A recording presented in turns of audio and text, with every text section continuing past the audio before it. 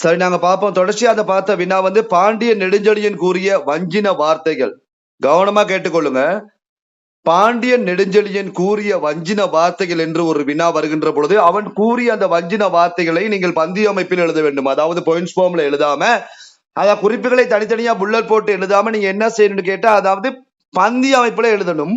உண்மையான வார்த்தைகளை பேசிய சினம் மிகுந்த அரசர்களை போரில் தாக்கி அழிப்பேன் என்று குறிப்பிடுகின்றான். அதாவது கூறுகின்றான், புண்மையான புள்ளிய வார்த்தைகளை பேசிய சினம் மிகுந்த அரசர்களை போரில் தாக்கி அழிப்பேன் என்று குறிப்பிடுகின்றான். அவர்களது முரசங்களுடன் அவர்களையும் ஒரு சேர கைப்பற்றுவேன் என்று கூறுகின்றான். அவர்களை அழித்து வெற்றி கொள்ளேனாயின், நான் வெற்றி பெறவில்லை என்றால், அதாவது அவர்களை அழித்து வெற்றி பெறவில்லை என்றால், எனது ஆட்சியில் வாழும் குடிமக்கள் சென்று வாழ்வதற்கு பாதுகாப்பான வேறிடம் இன்மையால் அவர்கள் எங்கே சென்று வாழ்வார்கள்? அதாவது நான் அவர்களிடம் தோற்றுவிட்டால், அவர்களை வெற்றி கொள்ளாவிட்டால் என்னுடைய குடிமக்கள் எந்த நிழலில் சென்று பாதுகாப்பாக வாழ்வார்கள் என்பது ஒரு கேள்விக்குறியாகவே காணப்படுகின்றது என்ற அந்த விடயம் இந்த பாண்டிய நெடுஞ்செழியனுடைய அந்த வார்த்தைகளிலே பொதிந்து கிடக்கின்றன. அவர்களை அழித்து வெற்றி கொள்ளேனாயின் எனது ஆட்சியில் வாழும் குடிமக்கள் சென்று வாழ்வதற்கு பாதுகாப்பான வேறிடம் இன்மையால் எங்கள் அரசன் கொடியவன், எங்களுடைய அரசன் கொடியவன் என்று கண்ணீர் விட்டு பழி சொல்லி தூற்றும் கொடுங்கோலேன் ஆகுவேனாக.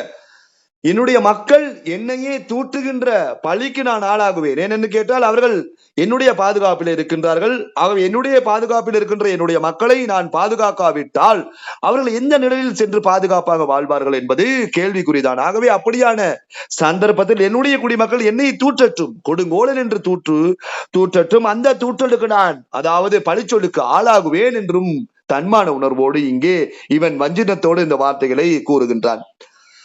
மேலும் மேலான சிறப்பையும் உலகத்தாரின் போற்றுதலையும் உடைய அறிவில் சிறந்த மாங்குடி மருதனை தலைவராக கொண்ட புலவர்களால் மேன்மையான சிறப்பையும் உலகத்தாரின் போற்றுதலையும் அந்த அறிவில் சிறந்தவர்களாகவும் காணப்படுபவர்கள் யாருன்னு கேட்டா அந்த புலவர்கள்.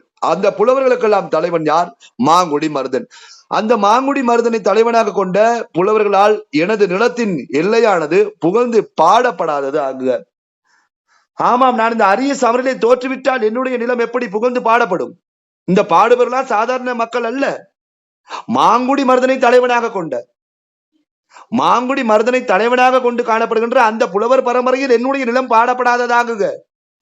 அப்படி என்றால் நான் அந்த பகை அரசர்களை அருஞ்சமரிலே முரசிலே, அதாவது போரிலே சிதைய தாக்காமல் விட்டுவிட்டால், முற்றுகையிடாமல் விட்டுவிட்டால் என்னுடைய மாங்குடி மருதனை தலைவனாக கொண்டு காணப்படுகின்ற அந்த புலவர் பரம்பரையில் அந்த புலவர்களால் மேன்மையான சிறப்பையும் அறிவையும் உடைய மக்களுடைய போற்றுதலுக்கு, குடிமக்களுடைய போற்றுதலுக்கு இலக்கணமாக காணப்படுகின்ற அந்த புலவர்களால் என்னுடைய நிலம் பாடப்படாமல் இருக்கட்டும் என்ற விடயத்தை இங்கே வஞ்சினத்தோடு வெளிப்படுத்துகின்றான் பாண்டிய நெடுஞ்செழியன். அடுத்து சொல்றான் பாருங்க, என்னால் பாதுகாக்கப்படுவர்கள் வருத்தமுற்று கண்கள் சோறுமாறு இறப்பவர்களுக்கு, என்னிடம் ஏதாவது உதவி கேட்டு வருபவர்களுக்கு, இறந்து கேட்டு வருபவர்களுக்கு எதனையும் வழங்க முடியாத வறுமை என்னை சேர்வதாக என வஞ்சின வார்த்தைகளை சொல்லுகின்றான். ஆகவே தனது குடிமக்களை காப்பதில் சிறப்பானவனாக, செங்கோல் ஆட்சி புரிவனாக இங்கே காணப்படுகின்றான் பாண்டிய நெடுஞ்செழியன்.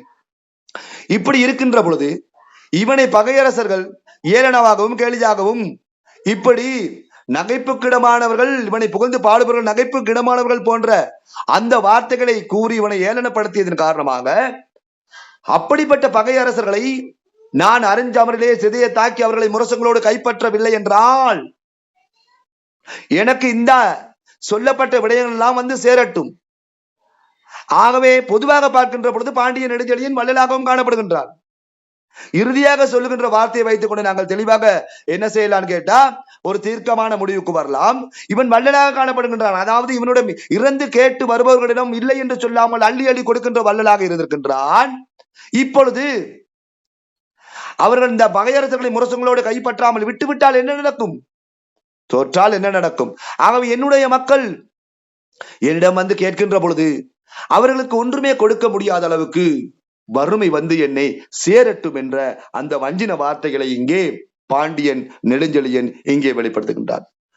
இப்படி ஒரு வினா வருகின்ற போது பிள்ளைகள் என்ன செய்யு கேட்டா, நீங்க பயப்படாம பந்தி அமைப்புல இப்படி நான் போட்டு வச்சிருக்கிற மாதிரி புல்லட்ல சில குறியீடுகளை போட்டு எழுதாம, அதாவது குறிப்புகளா தனித்தனியா எழுதி வைக்காம பந்தி அமைப்புல எழுதுறது மட்டுமல்லாமல் இந்த சொல்லப்பட்ட இந்த விடயங்களுக்கு விடை குறிப்புகளுக்கு பொருத்தமான மேற்கோள் வரிகள் பாடல்ல பார்த்துக்கலாம். அந்த பாடலிலே இருந்து பொருத்தமான மேற்கோள் வரிகளையும் போட்டு எழுதினால் உங்களுக்கு கூடிய அதிகமான மதிப்பெண்கள், கூடிய புள்ளிகளை பெறக்கூடிய வாய்ப்புகள் காணப்படும். ஆகவே ஒரு வினாவுக்கு விடை எழுதுகின்ற பொழுது இந்த விடயத்தை கவனமாக பார்த்துக் கொள்ள வேண்டும். பந்தி அமைப்போடு மேற்கோள் வரிகள், ஆதாரங்கள், உதாரணங்கள் எல்லாம் போட்டு எழுதுகின்ற பொழுது அந்த விடை எப்படி இருக்குன்னு கேட்டா முழுமையாக இருக்கும். இல்லாட்டி சும்மா நாங்க சாதாரணமா இந்த சின்ன வயசுல சின்ன வகுப்புல எழுதிட்டு போற மாதிரி பாயிண்ட்ஸ் ஃபார்ம்ல சும்மா எழுதிக்கிட்டு போனோம்னா அந்த பாக்குறதுக்கு அந்த விடைத்தாள் எப்படி இருக்குன்னு கேட்டா வெறுமையாக காணப்படும். அந்த விடைத்தாள் வெறுமையாக இருப்பது போன்ற ஒரு உணர்வை, அதாவது அங்க பேப்பர் திருத்துறவங்களுக்கு என்னன்னு கேட்டா ஒரு ஏற்படுத்தும். ஆகவே முழுமையா உங்களுடைய பேப்பரை பார்க்கின்ற பொழுது முழுமையா இதை படிச்சோமா அந்த விடயத்தை என்ன செய்யணும் கேட்டா அங்க மிஸ் பண்ணக்கூடாது.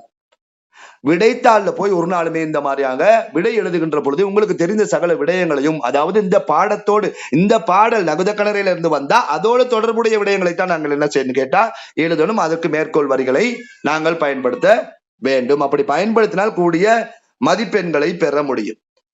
அடுத்த வினாவுக்கு நாங்கள் செல்வோம். பாண்டியன் நெடுஞ்செழியன் இளையவன் என்று இகழ்ந்து தலையாளங்கானம் என்னுமிடத்தில் போர் செய்து நின்றவர்கள். அதாவது இவன் சின்னவன், இவன் இளையவன், இவன் இளையவன் என்று தூற்றி அந்த தலையாளங்கானம் என்னும் இடத்துல போர் செய்து நின்ற அந்த பகையரசர்கள், அந்த அரசர்கள் யார் என்று கேட்கின்ற பொழுது இப்படி ஒரு வினா வரக்கூடிய சாத்திய கூறுகளை யார் அந்த நின்றார்கள் என்று இருந்தும் உங்களுடைய அறிவுக்காக நான் சொல்றேன்.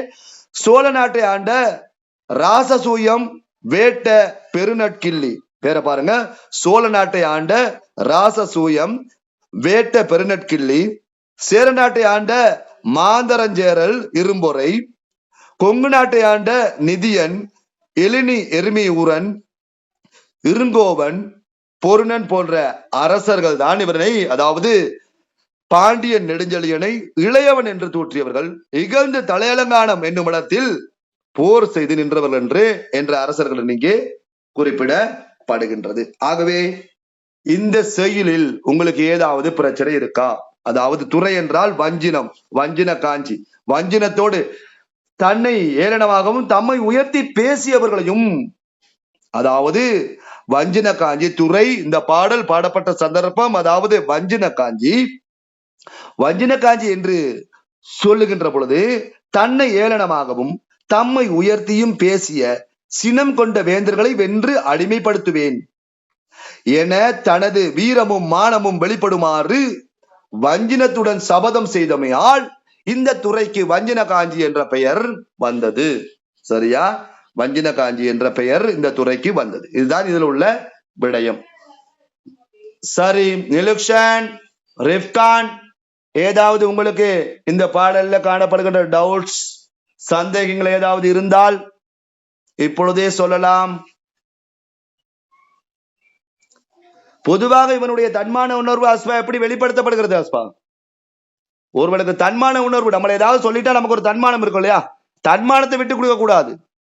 அஸ்பா எப்படி இந்த தன்மான உணர்வு இவங்கிட்ட வெளிப்படுது? தொடர்ச்சியான கேட்டுக்கிட்டு இருக்க மிக முக்கியமான வினாக்கள். பாண்டிய நெடுஞ்செழியனுடைய தன்மான உணர்வு எவ்வாறு வெளிப்படுத்தப்படுகிறது ஒரு வினா வரலாம். இப்படி வருகின்ற பொழுது எழுதக்கூடிய வகையில் இருக்கும். நீங்க எந்த டவுட் ஒரு செயல் படிச்சிட்டோமா அதுல எந்த விதமான சிக்கல் இருக்கக்கூடாது. இப்ப மீ கூறுனர் அப்படின்னா உயர்த்தி கூறுபவர், நகுதல் சிரித்தல், உளைனா வெறுப்பு, இரட்டும் அசைகிறது அசைந்து ஒலிக்கும் இரட்டும், பாவடி பரவிய பெரிய அடி, பனை திரட்சி, தாழ்னா கால், மானா குதிரை, மறவர்னா வீரர், உருத்துப்புனா உற்ற வலிமை, புள்ளிய வார்த்தைகள், உருத்துப்பு புள்ளிய வார்த்தைகள், சினம் கோபம், சிறு சொல் இகழ்ச்சி சொல், ஏளனமான சொல், சினம் கெழு சினம் கெழு, கெழுனா மிகுந்த, சினம்னா கோபம், முனினா கோபம், முனிபுனா கோபம், சீற்றம்னா கோபம். ஆகவே சினம் கெளி கோபம் மிகுந்த, அருஞ்சமம், சமர் என்பது போலியாக அருஞ்சமம் என்று வந்திருக்கிறது. அரிய போர், சிதைய சிதறிட, அருஞ்சமரிலே சிதறிய சிதறிட தாக்கி, ஒருங்கு சேர்ந்து செந்நிழல் செம்மையான நிழல் சென்று வாழக்கூடிய பாதுகாப்பான இடம் என்று சொல்லப்படும். இறைனா யாரு இங்க? இறை என்பது இங்கே அரசனை குறிப்பிடப்படுகின்றது.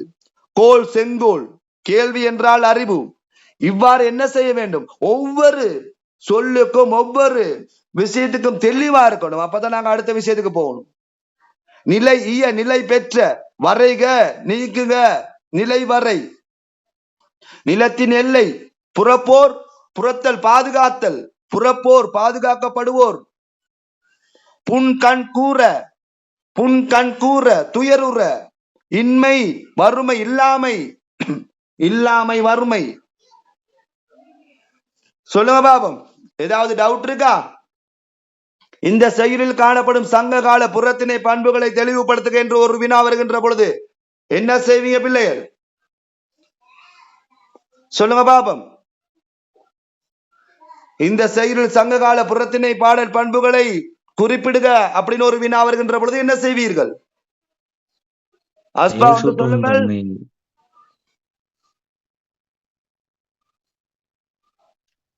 ரிஃப்கான்,